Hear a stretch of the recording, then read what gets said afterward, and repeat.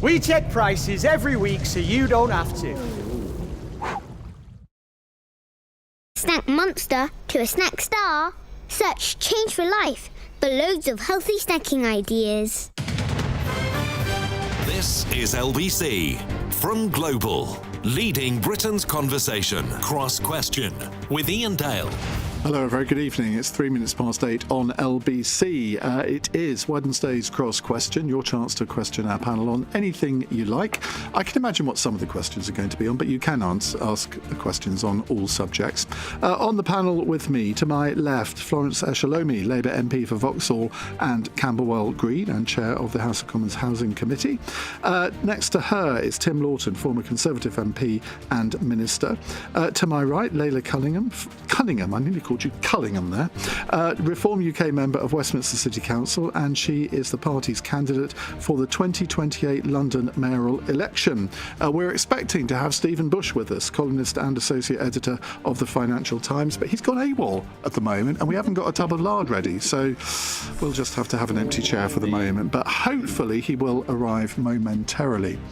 So your questions, 0345 6060 973, and do watch us on Global Player, the LBC app, or the LBC YouTube channel. Call 0345 6060 973. Text 84850. Cross Question. Watch live on both Global Player and the new LBC app. This is LBC. 8:04. Right, let's go to our first question. It's a text question from Martha in Lincoln. Is Kemi Badenoch right to call Labour a boys' club? Well, today at PMQs, Kemi Badenoch accused Keir Starmer of stratospheric levels of delusion, as she insisted he always puts the Downing Street Boys Club first. Following this, Harriet Harman, one of the party's most senior figures, urged Starmer to revive the role of First Secretary of State on Wednesday and appoint a woman to the role. Now, that'd be a nice role for you, Florence. I'm very occupied chairing the housing communities of the government's elected me, and I'm absolutely loving it. Be a nice promotion. We've just got a new report out, which your viewers would be very much interested in. Well, we might have a question on it. What's it on? It's on housing conditions, really, really big issue for a number of parliamentarians. We are seeing so many people still living in unsatisfactory conditions, damp, mould. Anyway, well deflected. Back to the boys' club. Areas. Back to the boys' club. I mean, were you at this meeting? I was at the meeting. PLP Women's. What's it called? Yes, PLP Women's. And Keir Starmer was there for an hour. I mean, was that an accusation that was thrown at him? I think we need to go back and look at what's happened over the last few weeks and essentially what's happened since we formed the government. I'm proud that, for the first time we now have a Labour government, because I know the difference that's making to the people that I represent in Vauxhall and Camberwell Green. But is it fair for us to say that, there's a bit of a boys' culture in number 10? I think yes. I think we have to be honest about this. I think the Prime Minister's accepted that as well. I think we need to ask ourselves when we are seeing failings in terms of some of the communication, in some of the failings in terms of some of the policy, whether it's PIP, whether it's stuff around pensioners' fuel credit. These are all areas that we care passionately about, but not engaging with MPs and listening to a small group of mainly men has caused this problem. And I think, Keir's been advised badly. He's recognised that. And I think what we need to see now, and what I'm hoping what we're going to see, is a change, because, there's some senior women now in post. I think it's a good seeing Vidya and Jill in that joint post. And I'm hoping that, Keir will now listen to the new temporary chiefs of staff. They are. He'll start listening to the female. There's a breadth of talent across the parliamentary group. But the buck stops with him. He made all of those appointments. So he must have deliberately decided, because I think Steph Driver, who held a senior position, who's obviously, a woman, she left, I believe, because she was... So Tim Allen was appointed over her head, so she didn't get the job, and so that was, I suspect, a sign that she thought that there was this atmosphere that only males get on. So this is not anything particularly new. I think I wasn't privy to that, so I'm not sure why she left. But I think what we are making the Prime Minister know loud and clear is that we have to see a change. This cannot continue. We are letting so many people down if we continue facing inwards as a party. And I think you think of some of the appointments that have been made recently. I think there are questions which the Prime Minister has acknowledged on some of the appointments in the House of Lords. There's an ongoing investigation. I think that's right. But we need to ask ourselves, if there were women, having the Prime Minister's ear, would he have made those decisions? And we're hoping that, we'll start seeing some of those changes. Tim Lawton, Boris Johnson was accused of the same, wasn't he? Probably. I can't remember. Well, no, I mean, quite a lot. most of his main advisors were male. And I'm reading Tim Shipman's last book at the moment on the Johnson government. And there are a couple of occasions there when he lists all the people who were advising Boris Johnson, and he makes the point that, well, it's a bit odd that there wasn't a single woman, because if there had been, that decision might not have been made. And I don't think it's just a problem with Boris, and subsequently I think it's been a problem for quite a long time, and there's more of a sort of chumocracy problem around Number 10, and a sort of inner circle of close friends who happen to be mostly men, most of the advisors. And of course the ones we've heard about who have gone are all men, but advisors aren't people we should be hearing about the news. Advisors should be advising behind the scenes. What influence women have in Number 10, there was Sue Gray there, was a high profile one, she didn't last long. I don't know. But there's more than just a gender problem in Number 10. There's a quality of advice problem, and the judgment of the person taking that advice and what he does with it. And that's Keir Starmer. I think that's a far bigger issue. Some of the crazy decisions they've been making, which again are unravelling with these latest revelations, and they're only going to get worse. Layla. Mm-hmm. Well, I mean, to be honest, I don't think it's a personnel problem. I think it's an ideology problem. I mean, you do have a female chancellor.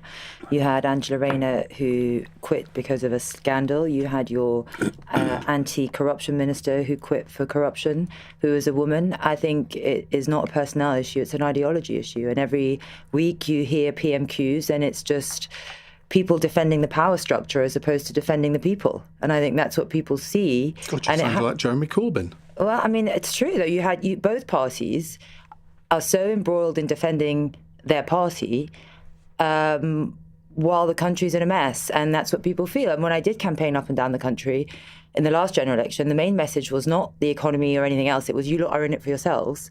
And that's what they feel, because that's what you see all the time. He stands up every week and says, I have full confidence. And the next day that person's gone. And, people are asking, if the person who gave the advice to give the decision had to resign, what about the person who actually made the decision? There's no accountability. No one loses their job. I mean, Reform have got a bit of a boys' club issue there as well. Most of the senior people around Nigel Farage are all male. Now, clearly you're not. You've come in at a sort of quite high level. And there are other women, Andrea Jenkins and one or two others. But most of the people that represent Reform on the media are all male. Do you think that needs to change? See, I don't feel, perhaps Tim had the same opinion, I don't feel it's a gender issue. I don't care if it's all women or if it's all men. I just want a competent government, and it's the same in the civil service, and it's the same in everything. I just want to go to a meritocracy, and perhaps women or men will be better, but when it comes to public services and the government, I just want a government that delivers. Doesn't matter what gender they are. But if you just have a sort of mono advisory circle of say you just had all men who all went to Eton, who were all married with 2 children and a Volvo in the drive. You mean the Conservative Party? I wasn't saying that, but do you have a Volvo in the drive, Tim? I've never had a Volvo. Okay, excellent. Did you go to Eton? And I went to a comprehensive school. Fine. As did over half of Theresa May's cabinet, for example. So let's get away from the stereotypes. But you take my point, that you want a diversity of advice. For sure. Nigel Farage has rightly, in my view, bemoaned the lack of white working class people in politics. Somebody from that background is likely to give him very different advice to Danny Kruger, for example. So everything you've mentioned is a background, where how they've grown up, diversity, not gender.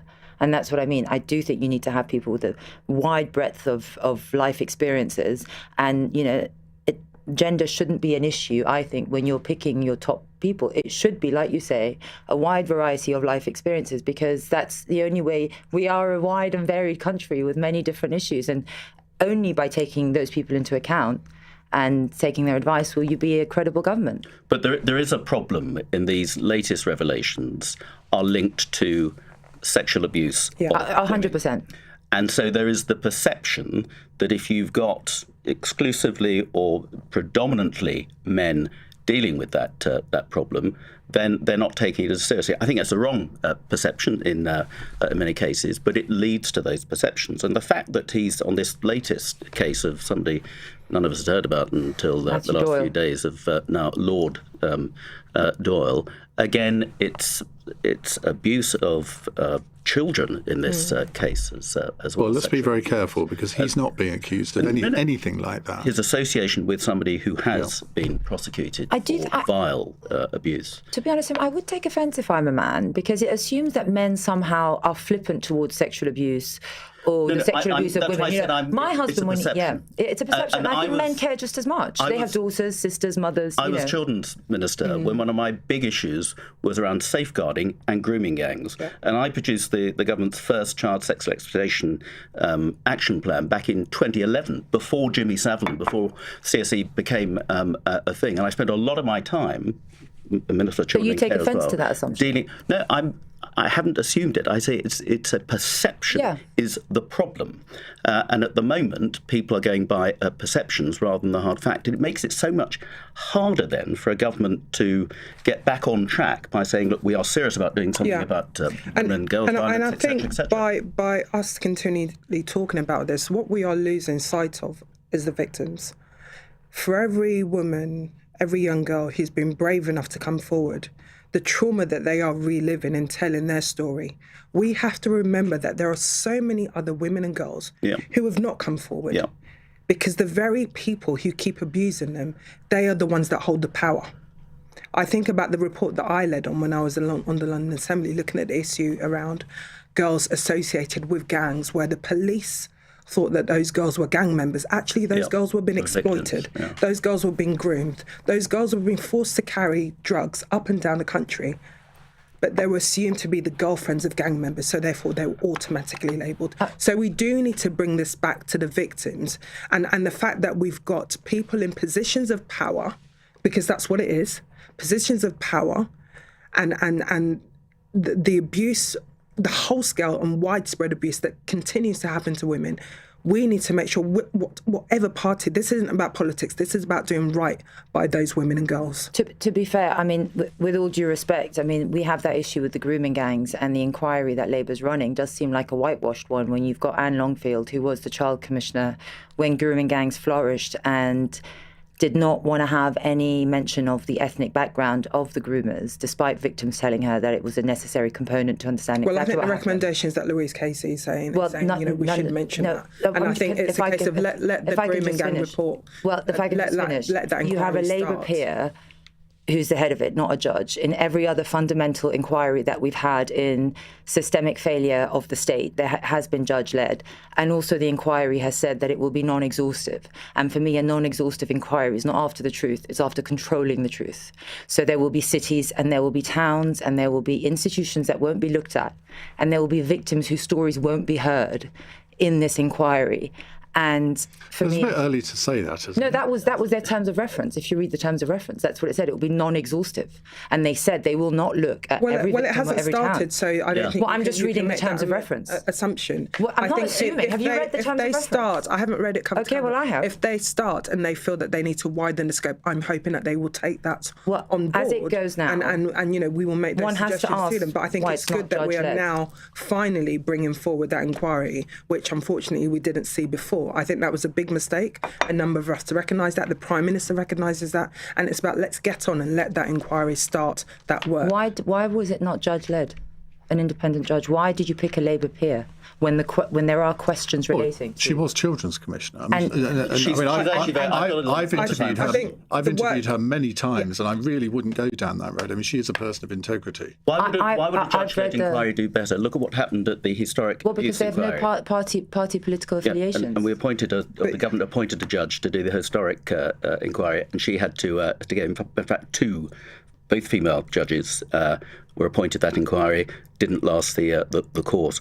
There are severe restrictions on what a judge can do as well. So it's not the be all and end all. I have a problem with, again, the perception that the 3 people who've been appointed to that panel, at least 2 of them have very strong links to the Labour Party, and I think it's rather foolish to weight it politically, because it absolutely does need to be completely non-political, as Florence says. I mean, I volunteered my services, but I didn't get a look in on that one. As I say, I was dealing with grooming gangs back in 2011, way before it became a thing, and certainly before Reform discovered it as a political platform to. Nigel's been talking about the grooming gangs for a long time. We have strayed way beyond the initial question. It's not a competition. No, it's not a competition. Okay. Why is he doing it? And it's entirely for political purposes, to try and drum up support. Right. I'm going to draw a line under this because we're running very late. We have strayed way beyond our initial question, but that's the joy of this programme. Yes. We can do if we want to. It's 18 minutes past 8. LBC. Octopus.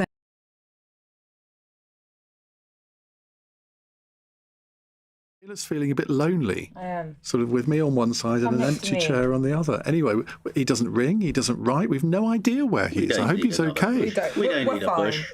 Anyway, it gives our other 3 more time, and believe me, it's difficult to shut them up anyway, so it's probably just as well we've only got 3 tonight. Florence Ashalomi is here, Labour MP for Vauxhall and Camberwell Green.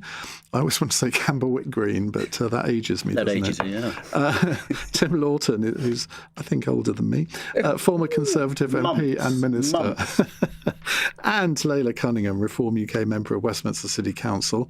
Do you know, we go for 7 years without having a member of Westminster City Council, and then we have 2 on consecutive nights. Did you have Alan? We did, last night. And she's also London mayoral candidate for Reform UK. I mean, are you doing that because you seriously think you can win? Because London, people will think, is not a reformy type place. So I'm 2-1 in the bookies, Ian. Are you? I am. 72% of bets were made on me. The bookies put me at 40%. They put them at 28%, and I don't think it's about party lines anymore in London. I generally think it's people want change in London, and perhaps they think I'm a vehicle for that. And do you think you stand a better chance if Sadiq Khan runs as the Labour candidate? Because he hasn't confirmed that he is going to run again, has he? I don't think it makes a difference. I think people see what a Labour-run London is, and they want change, and it doesn't matter who runs, honestly. Florence, do you hope Sadiq runs again? I know that Londoners will reject the division that Reform are bringing in terms of talking down London's diversity, talking down London's greatness, trying to portray London as this crime-riddled capital city. And it's a case of that has no place in London, and I'm sure that Londoners will send Reform packing when that mayoral election comes. I mean, are you doing that? Are you portraying London as the crime-ridden capital of the world? I mean, if we just look at the stats, you know, we have a knife crime epidemic. It's up by over 70%. Rape is reported every hour. Only 6% get charged. In comparison to New York, Los Angeles, Chicago, Detroit, West Midlands. When you have to compare London to Chicago, you know we've lost the argument. This is London. We don't have guns. Shoplifting is at an epidemic. It's a form of shopping. Violent robbery crime is down, though, isn't it? The only metric that's down is homicides, and that's because you can't ignore a dead body. 95% of homicides are investigated and charged. 6% of rapes are, and 6% of every other crime is, on average. And that means 94% of victims don't get looked in. We do have a crime epidemic in this country. And how couldn't you? I mean, you saw the burglary that happened in Richmond in a jewellery shop. They didn't pick Tuesday morning or a weekday morning. They picked Saturday morning, the busiest time for pedestrians, and because it's brazen. And listen, my kids have been a victim of knife crime many times. Masks, gangs, knife. He was robbed at knife point. Kidnapped for 15 minutes. It's a lived experience for me, and it's a lived experience for many. And how can you? People don't see police on the streets, and when there's a there's a vacuum on the streets, a power vacuum, and that sadly has been taken over by criminals. And listen, you can say I'm talking it down, but if I go to a doctor and he tells me I'm ill, he's not talking me down, he's telling me there is a problem, and I ask him for the solution, and you're going to find that the solution's going to be reform. Okay. Disagree. Maybe we'll get into that a little bit later, a bit more deeply. Oliver in Neston has called in. Oliver, what's your question, please? Oh, hello, Ian. You've got me chuckling with Campbell Green there. My question is, what does it take to be a credible Prime Minister? What a great question. So I suppose after the chaos of recent days, would anyone else from the Labour lot be credible? Maybe Angela Rayner, Wes Streeting, and what about Nigel Farage? I suppose we can throw him into the mix. What does it take to be a credible Prime Minister? Well, Tim, you served under goodness knows how many. You must have a view on this. Two words, Kemi Bainlock, who I think has got the qualities of a potentially successful Prime Minister. Authenticity. I think people are crying out for authenticity amongst politicians generally, and I've worked with her, and I think it's now showing she is the real deal. She's smart. She's prepared to roll her sleeves up and get out there, go around the country to find out what people are really thinking. And she's got integrity. And look, we've got a problem in politics generally, trust in politics. I'm polling that the ghastly Dominic Cumming produced in the last few days about people's attitudes towards politics, showing it, although every poll they do seems to show politics, respect for politicians at an all-time historic low. And I'm afraid the events of the last few weeks and months have just confirmed people's suspicions that politicians are a different breed set apart from the people, and the vast majority of politicians aren't. Yeah. Florence, I was in Parliament for 27 years. Florence has been there for many years, both trying to do a decent and difficult job in the best interests of our constituents and the country. So a good Prime Minister has got to be convincing at setting about restoring trust in politicians and the political system generally. That's a huge problem. I'm afraid it's been a challenge for Prime Ministers and a lot of Conservative Prime Ministers over the last 14 years before this one, and going back before that as well. And it's not healthy for democracy when people have such a low view of politicians as well, because like them or not, politicians have the power to influence your everyday life, and it's better that we do it with people and people coming along with us than doing it to people, because if you're not at the table, you're on the menu. Hershey has texted in to say, but why should we trust the Tories again? Because it is interesting, isn't it, that although Kemi Badenoch's personal ratings have really improved over the last few months, the Conservative Party's polling is still it's gone up a couple of points, but still relatively low. Yeah, and look, it's, 18, 20 months since a disastrous election for us, and it's going to take a long time to restore that trust, just as it did. I was elected in 1997. We had a record landslide against us then. It was nothing compared to what happened in 2024. And we had William Hague as leader. And I think most people, certainly now, would recognise that William Hague was a class act. And certainly his performances in the chamber against Blair, who was also, a pretty impressive character, were something to behold. He then went on to be a very successful Foreign Secretary. But with William Hague as leader of the Conservative Party between 1997 and 2001, in the general election of 2001, we made a net gain of 1 seat. So it shows what a difficult challenge it is, how long it can take. And you remember Mrs. Thatcher's days as well. Her poll ratings were well above the Conservative Party's poll ratings at many times as well. Not initially, it was the other way round. Later on. Sure, but I hope that the party is going to catch up with Kemi, and Kemi will carry on from strength to strength. Nigel Farage, Layla, said never trust a Tory, but he does seem to be surrounding himself with a lot of ex-Tories, including yourself. For sure, but before reform, there wasn't really a party that had conservative values. It was called the Conservative. Well, they were kind of like social democrats. I mean, let's face it. They were a party of low tax. We had the highest taxation since World War II. Low immigration. We had the Boris wave, 6 million people. Law and order. They shut down the magistrates, cut police. And I wouldn't call them conservatives. Home ownership was the lowest. You it's stood ever as a been. Conservative. Yeah, because there was no other option, and I stood in my area to fight crime, and that's what I did. I'm not a socialist, so I would not join Labour, but I wanted to get into politics, and the vehicle to do that had. I think everyone who was in the Tory at that time, we hark back to the time that it was a Thatcher party, a radical party that was willing to do what it takes, that had conviction. And But in 2024, you were going to be a general election candidate until you pulled out the very last. Yeah, but minute. it doesn't mean that I didn't view what the Tories were doing as wrong. And why would you stand as a candidate to the Tory MP if you thought they were wrong? Because there was no other party that had stands as its intrinsic values. You can't make a change as an independent. What independent MP do you know that's been elected? And it's very interesting. Whenever I face a Conservative in a debate and I mention their record, their only comeback, it's quite amazing, is, well, you were a Tory. And it's interesting that that's the insult you throw because it's all you have. Obviously, it was insulting to be a Tory. But anyway, back to the for me, you asked me about Nigel Farage. You change your view every week. On the 8th of January, you said you wanted Robert Jenrick in reform over your dead body. A week later, welcome Robert Jenrick. I didn't say over my dead body. And at the time, I did not want Robert Jenrick in the party. What happened in 7 days? Well, I'll tell you what happened. He gave an incredible speech where he eviscerated the Tories. And for me, that takes courage to recognise that he did something wrong, the party did something wrong, and he wants to make change. And the difference between him and your party right now is that you look us in the eye and you tell us to still vote for you, despite everything you did in the past 14 years. I was on a panel with Michael Gove, and he sat there and he told me, we've had record achievements. You guys don't recognise that the Conservative Party had a record failure in the election for a reason.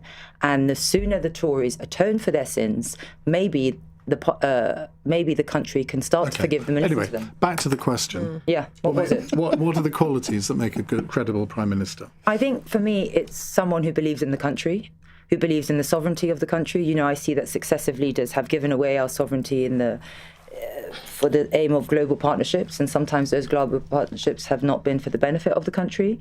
And one that is not afraid and has the courage to say, I'm going to put the people of this country first, and I'm going to put the country first no matter what it takes. And that's what I feel Nigel does. OK, Florence? I think I agree with some of the points that Tim outlined in terms of someone who's authentic, someone who cares passionately. And I think also, following on from some of the events we saw with the last government and some of the mistakes, let's be honest, that this government have now made, someone who will recognise that and actually want to make the changes. So for me, it's about, it's not just about the words, it's about the deeds. Did what you are you see going to that? Put that in place? Did you see that in that? Keir Starmer's performance at PMQs today? I think at PMQs today, PMQs doesn't really capture what the role of a Prime Minister is. It's a half an hour debate where we know it's almost, it doesn't reflect the best of Parliament. Anyone who's been in PMQs, whether you're an audience, whether you're a parliamentarian, it doesn't capture what MPs do, because there are many other debates where you see both the Prime Minister or the Leader of the Opposition and other politicians really debating some of the really serious issues that the country is facing, coming to a consensus. We do agree as well. All of that isn't shown in that 30-minute Punch and Judy element when you've of survived by PMQs. the skin of your teeth and you say you're going to reset, you're going to do things differently, you're going to listen to the PLP and all the rest of it, and then you put in a performance that was, performative. I mean, that's not unusual at PMQs, it has to be said, and actually almost prejudice a court case as a former head of the Crown Prosecution Service. And I think that is not good. And I think it goes back to what I mentioned about the atmosphere in PMQs. It's, we're all human. We make mistakes. So I think, the Prime Minister probably caught himself off guard then in terms of mentioning that case. I've had to correct myself on points of orders before. It's human nature. I don't think PMQs brings out the qualities and the credibility of what we want to see. But the trouble is, it's what most people in see. a Prime Minister. It's what most people watch. I mean, I'm sure you're the same. I had more requests for people to come to PMQs than anything else in Parliament, and people see it. And today, he was just really angry and uncontrolled. And Kemi didn't ask difficult questions. She was calm, she was forensic, and came up with a series of perfectly calm, reasonable questions questions, and he lost his rag. And then he lost it to the SNP as well, and then he had to be And Ed put in Davey. I order. mean, he was actually, And Ed I thought, Davey. gratuitously insulting to Ed Davey, somebody who's actually normally quite kind to him. And when you've just had all this flat thrown at you with justification, you need to be a bit more ameliorative rather than trying to blame everybody else and angry. I think PMQs are so performative. It literally is just protecting your own power base.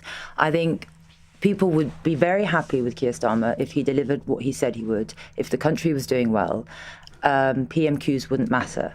But the fact that they put so much weight on PMQs and so little weight on what's actually going on in the country is a problem. I think you have to stop performing for each other and performing for the country. I'll tell you what, I'd love to see you perform at PMQs. Love it. I think that would be box office. That would be fun. So in a way, I hope you don't win in 2028, so you can then stand in the general election and ask questions in PMQs. Anyway, more questions to come with our three-person panel. It's 8:34. News headlines with Daryl Jackson. Officials in Canada have named 18-year-old Jesse Van Rootselaar as the attacker in a mass shooting in British Columbia. Police have also revised down the total number of people killed to 9, including the shooter. The Culture Secretary has told LBC Labour needs to start acting like a government that is bold and radical as the Prime Minister faces more pressure. Lisa Nandy says the party needs to change after a former aide with ties to a paedophile was made a peer. And a suspect being questioned over a stabbing at a school in North London is a former pupil. 2 boys aged 12 and a 13-year-old are in a serious but stable condition in hospital. LBC weather, windy with patchy rain in the north tonight. Some showers for southern areas, lows of 0. LBC. All right.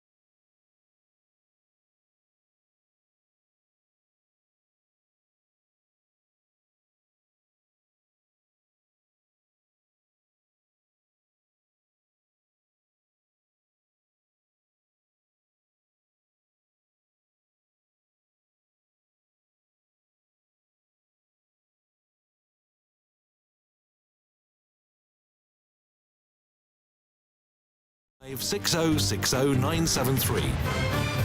8:37. Someone says, Ian, come on, can you stop interrupting Layla, please, as she's the only one who's speaking truth? Wow. Well, who would have thought on LBC? Everybody, what do you mean? Nothing meant, nothing intended.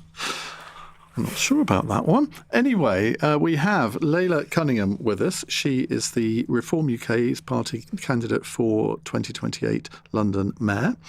Florence Eshalomi is Labour MP for Vauxhall and Camberwell Green. Interested in succeeding Sadiq if he stood down? I am so happy to be the MP for where I live and represent, and I'm busy doing that. Okay. There's no vacancy. Now, Tim Lawton, you were scuppered in your mayoral ambitions, weren't you? Well, they've abandoned the elections. Labour's cancelled all the elections in Sussex, so it won't happen until 2028, if at all. And will you run then? We'll see. It's a long way. I mean, anything can happen between now and then anyway. But it's a job I quite fancied. Right, a text question from Esther in Abergavenny. Would the panel agree with the Manchester United boss Sir Jim Ratcliffe that the UK has become colonised by immigrants? The billionaire Sir Jim Ratcliffe has claimed that the UK is being colonised by immigrants. In an interview today, he falsely claimed that 12 million people had migrated to the UK in the last 12 years. We should point out, of course, that Sir Jim has colonised Monaco himself. Yes. Layla. Be a tax exile in Monaco. He is, yes. Has it been? No, I don't think it hasn't been colonised by immigrants. But I do think that some people, depending where you are in the country, perhaps feel that it's no longer a country that they recognise. And you do speak to them. You know, they do find that. There's been a we have had mass migration, and it's been so quick and so intense that there hasn't been a request on those that arrive to integrate and assimilate, and that has fractured cohesion within certain parts of the country. Okay, Florence? I haven't seen the article, and I think, frankly, it's just wrong. My understanding, I'm trying to think, the last census, 2021? Yes. Yeah, I think it was about 82% whites in the UK, about 18% BME. So this notion that, you know, the UK has been taken over is frankly incorrect. And I think it's about how we recognise that in some parts of the country, we may have an issue in terms of illegal immigration, but actually we need to talk up the benefits of migration and talk about the benefits that many people from such different diverse backgrounds have brought to the country. I think about my own constituency where I could walk into a classroom, any one of our primary schools, you'll hear over 50 languages. Those children are contributing to UK life. They're enriching UK life. And I think we need to get away from this division and making out the othering of people who may look and sound different to us, and actually celebrate diversity in all its forms. Because I think one of the points he was making is that I don't think I'm doing him a disservice here, but he was saying, well, they're costing the country a huge amount of money with this level of illegal migration. But it's interesting that you've said what you've said, because there are so few politicians from any party who ever explain any benefits of immigration at all. You just have to look at whether it's our food, whether it's our music, our culture. St Thomas's Hospital is in my constituency. The great statue of the late Mary Seacole stands tall outside that hospital. If we were to take out, many politicians have had operations there. If we were to take out a number of people who've made the UK their home, this country would be far poorer. Not just in terms of economics, but the rich culture that they bring. And we talk about people who've come to make the UK their home as if they're sponging off the state. They pay their taxes. They are contributing. They want to be part of the UK. They are contributing and they want to be part of the UK, and we need to make sure we are celebrating that instead of this wrong and false narrative, which, frankly, Layla, is being pushed by reform. And it's causing big issues in places like London. And that's why I'm saying, Londoners will reject that division and hate because there's no place for it whatsoever. You know what Londoners do reject is working very hard and giving half their money to the government and not getting anything in return. Public services are the worst they've ever been. Taxes are in London, they're getting free school meals. Are you going to interrupt me every time I speak? Taxes are the highest. They don't want, you don't get people out of poverty by giving government handouts. You get them out of poverty by giving them opportunity and allowing them someone who had a lifelong disease, allowing them to who could not work, who would have wanted to work, but she had a lifelong disease which stopped her from working. And she was on benefits. And that's why we have. I was a child. I'm not saying free school meals at school. I'm not saying. And I'm thankful. And now, as an adult, I'm paying my taxes so that other people in a similar situation that I went through as a childhood can now benefit from that. And we have what it's called. It's called redistribution. It's called the broadest, the people with the broadest shoulders helping others. The state It's called helping people when they are down.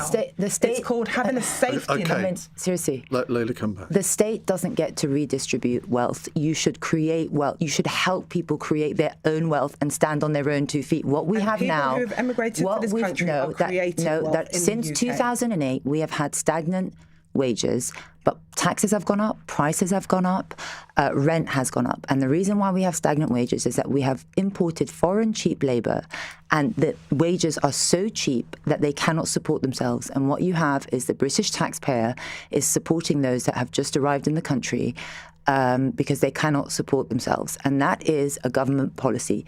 You do have foreigners who enter this country who do have access to welfare and benefits, and British people find that offensive and they find that unfair. If I go to a different country, I cannot claim welfare.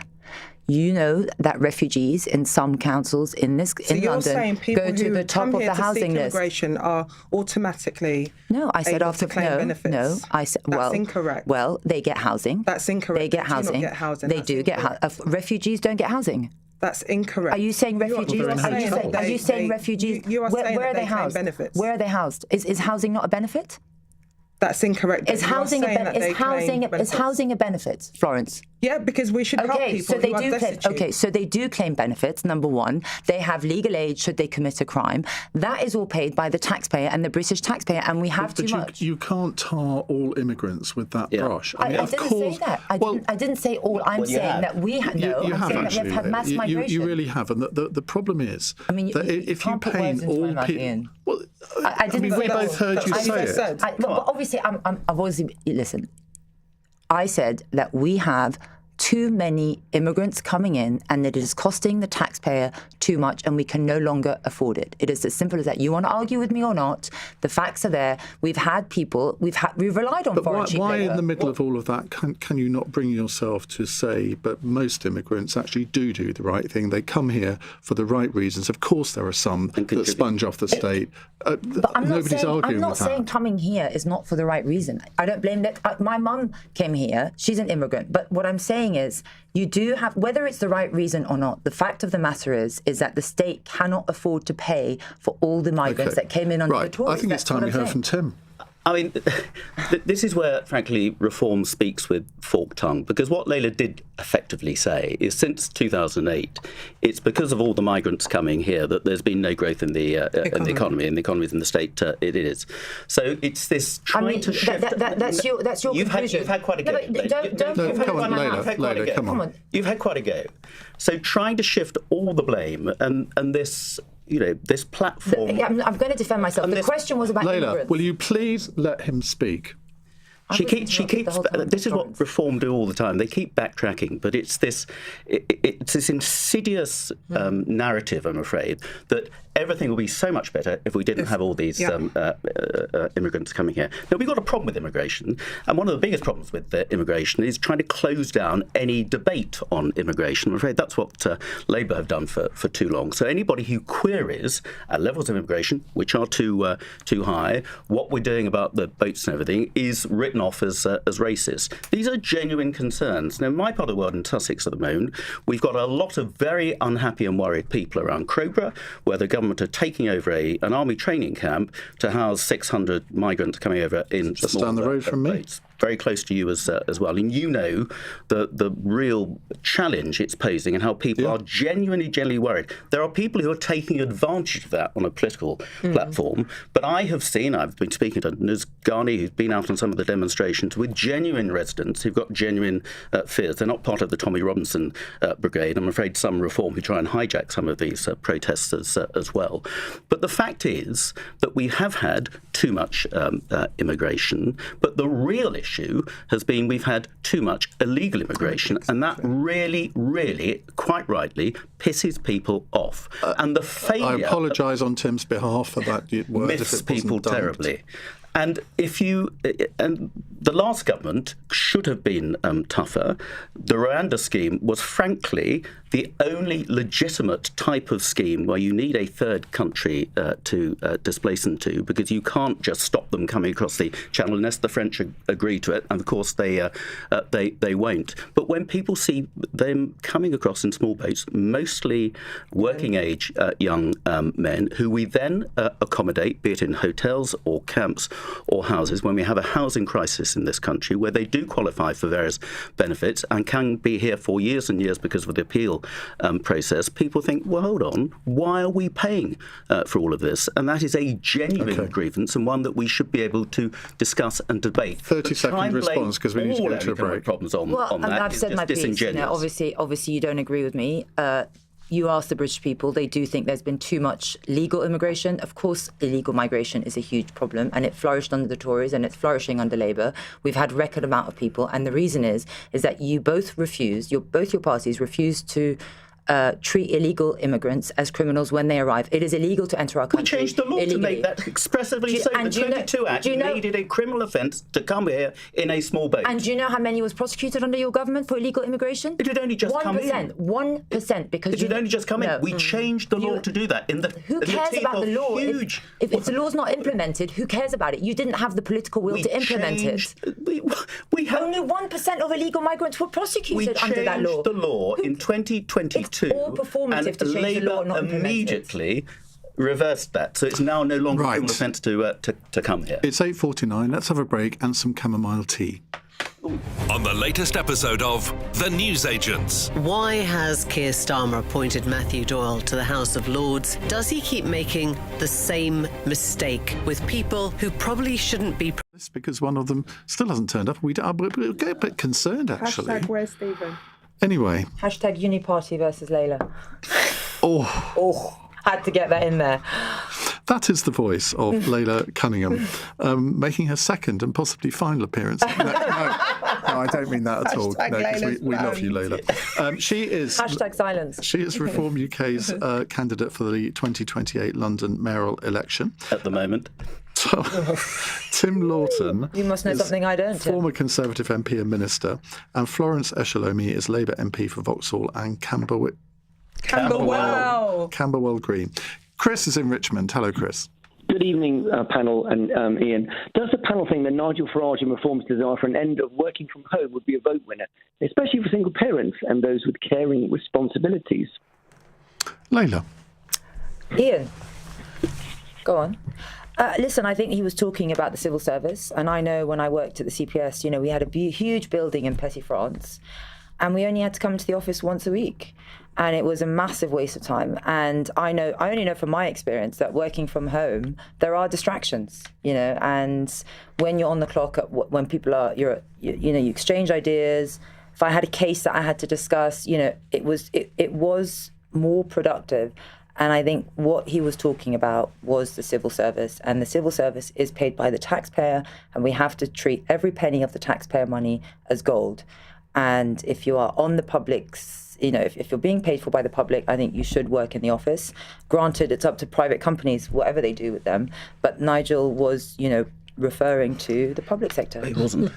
So you think it would be okay for some of the care workers, teaching assistants, teachers, doctors, nurses. How can you be a teacher and work from home? A number of teachers do. How can you be a doctor and work from home? They work during the school holidays. Our teachers don't finish at 3:40. I think making sure that people who have additional responsibilities, care responsibilities, that option is quite good. How can you be a carer and not work from home? This is why having a trade union is really important. I was a carer for my late mother.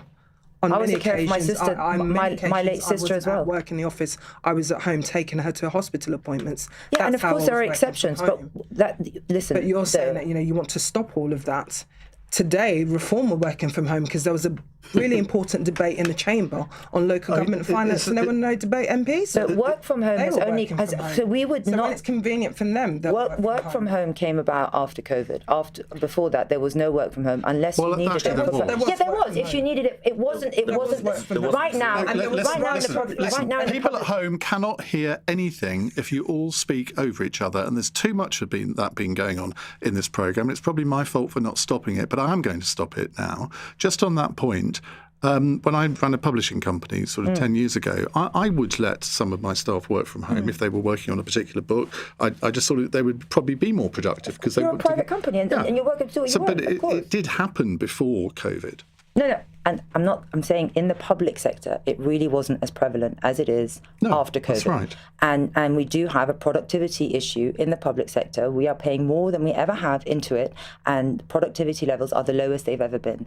And I do believe, and Nigel believes as well, that work from home has a factor in that. Since we've had work from home, productivity has gone down in the public sector. That is a fair point, isn't it, Florence, in that productivity, it's always been a problem in this country. This is not a new thing. But it does seem as though the working from home might have contributed to the recent fall in productivity. I think what I want to see is employers offering that flexibility to their employees. You can't have a situation where if a colleague, employee is requesting to work from home, they've got the right to make that request. This is where it's really important that we have trade union. But an employer has a right to refuse it as well. On reasonable grounds, and the employer has that. But I think if we are saying a blanket, we're going to ban working from home, I think that's the wrong approach to take. It's about, by saying we will ban that, you're going to exclude a large proportion of the workforce. Yeah.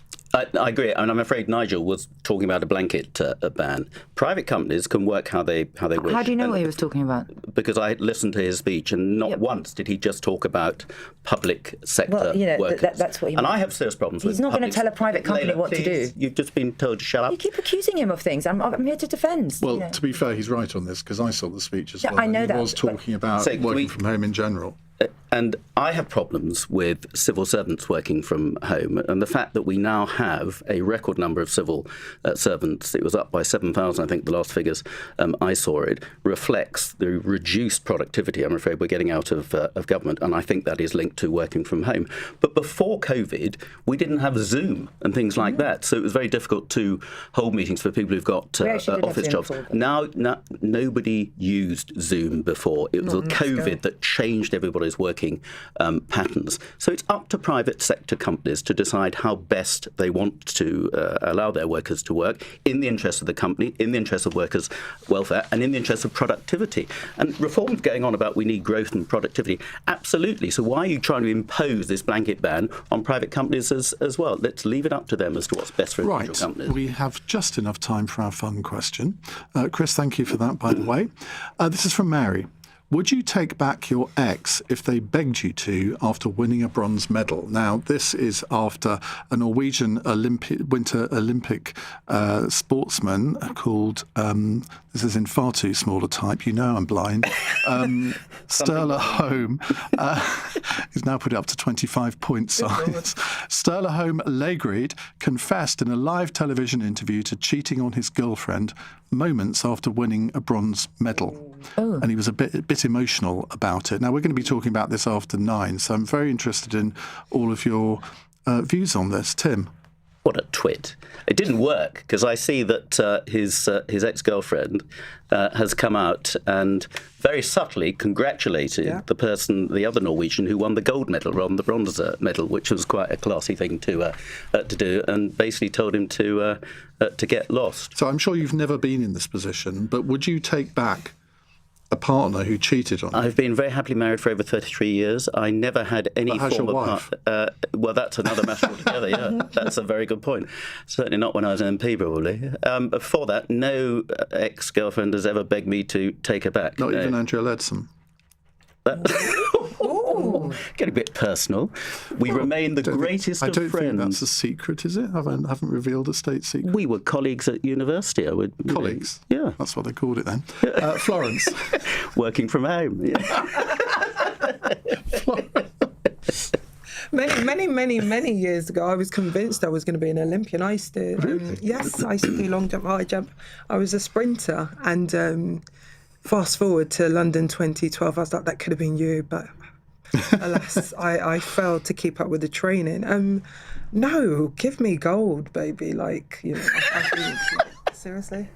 Why are we not talking about the ski jumpers injecting acid into their penises? That's a much more interesting story from the Olympics. Trust you, Tim. Trust you. You haven't heard it? No. To make them more aerodynamic. You know those lunatics who come down the slope and then do this. Apparently, if you expand your groin area, it makes you more aerodynamic. And they've caught certain of the athletes injecting acid into their todgers. Okay. I mean, extraordinary. Have you not heard this? No.